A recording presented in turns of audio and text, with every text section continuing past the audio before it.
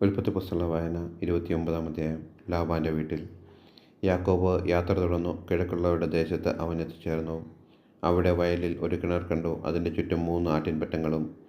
ആ കിണറിൽ നിന്നാണ് ആടുകൾക്കെല്ലാം വെള്ളം കൊടുത്തിരുന്നത്. വലിയൊരു കല്ലുകൊണ്ട് കിണർ മൂടിയിരുന്നു.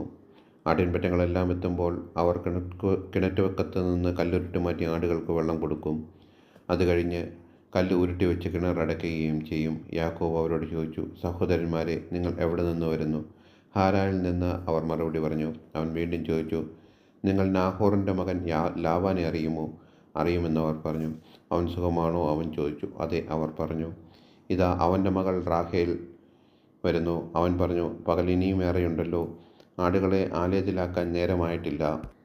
ആടുകൾക്ക് വെള്ളം കൊടുത്ത് അവയെ കൊണ്ടുപോയി തീറ്റുക. അവർ പറഞ്ഞു, അങ്ങനെയല്ല. ആട്ടിൻപറ്റങ്ങളെല്ലാം വന്നെത്തുമ്പോഴേ കല്ലുരുട്ടി മാറ്റി ആടുകൾക്ക് വെള്ളം കൊടുക്കാറുള്ളൂ. അവൻ അവരുമായി സംസാരിച്ചു കൊണ്ടിരിക്കെ റാഹേൽ തൻ്റെ പിതാവിൻ്റെ ആടുകളുമായി വന്നു. അവളാണ് അവയെ മേയിച്ചിരുന്നത്.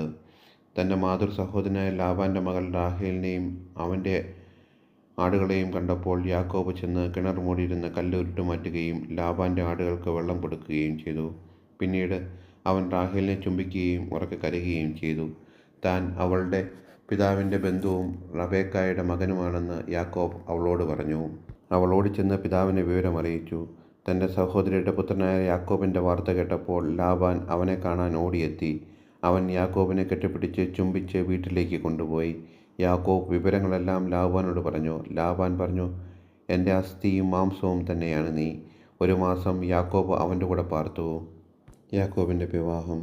ഒരു ദിവസം ലാബാൻ യാക്കോബിനെ വിളിച്ചു പറഞ്ഞു, നീ എൻ്റെ ചാർച്ചക്കാരനാണെന്ന് കരുതി എനിക്ക് വേണ്ടി എന്തിനു വെറുതെ പണിയെടുക്കുന്നു?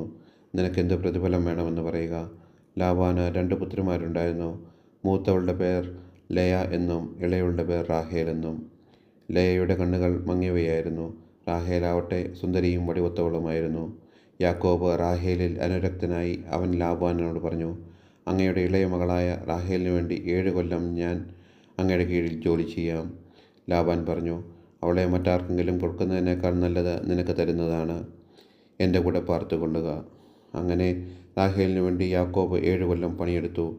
അവളോടുള്ള സ്നേഹം മൂലം ആ വർഷങ്ങൾ ഏതാനും നാളുകളായി അവന് തോന്നിയുള്ളൂ. യാക്കോബ് ലാബാനോട് പറഞ്ഞു, പറഞ്ഞിരിക്കുന്ന സമയം പൂർത്തിയായി. എനിക്കെൻ്റെ ഭാര്യയെ തരിക. ഞാൻ അവളോട് ചേരട്ടെ. ലാബാൻ നാട്ടിലുള്ളവരെയെല്ലാം വിളിച്ചുകൂട്ടി ഒരു വിരുന്ന് നടത്തി. രാത്രിയായപ്പോൾ അവൻ തൻ്റെ മകൾ ലേയായെ യാക്കോബിൻ്റെ അടുക്കിലേക്ക് കൊണ്ടുചെന്നു.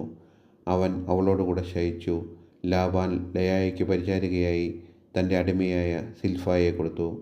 നേരം വെളുത്തപ്പോൾ ലേയാണ് തനിക്ക് ലഭിച്ചതെന്ന് അവൻ മനസ്സിലാക്കി. അവൻ ലാബാനോട് പറഞ്ഞു, എന്താണ് അങ്ങ് ഈ ചെയ്തത്? റാഹേലിന് വേണ്ടിയല്ലേ ഞാൻ പണിയെടുത്തത്? എന്നെ ചതിച്ചത് എന്തിന്? ലാബാൻ പറഞ്ഞു, മൂത്തവൾ നിൽക്കെ ഇളവളെ പറഞ്ഞയക്കുക ഞങ്ങളുടെ നാട്ടിൽ പതിവില്ല. ഇവളുടെ വിവാഹം പൂർത്തിയാകട്ടെ. അതിനുശേഷം ഇളവളെയും നിനക്ക് ഞാൻ തരാം. 7 വർഷത്തും കൂടി നീ എനിക്ക് വേണ്ടി വേല ചെയ്യണം. യാക്കോബ് സമ്മതിച്ചു. വിവാഹവാരം പൂർത്തിയായപ്പോൾ ലാബാൻ തൻ്റെ മകളായ റാഹേലിനെയും അവന് ഭാര്യയായി നൽകി. തൻ്റെ അടിമയായ ബിൽഹായെ ലാബാൻ റാഹേലിന് പരിചാരികയായി നൽകി.